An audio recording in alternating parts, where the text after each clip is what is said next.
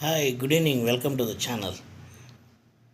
Actually, I want to speak about financial freedom, and I'm not speaking about any apps, but I want to tell you what is the actual money management. Whatever the thing you may invest, but you need money to live. So, first of all, invest or expend to your living, and then invest the excess amount. Never invest the required amount because investment may be varying. You may earn profits or face losses. It may affect your life.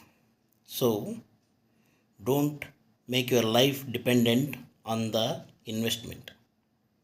The earnings you earn will be divided into living 90% and 10% for your investment, so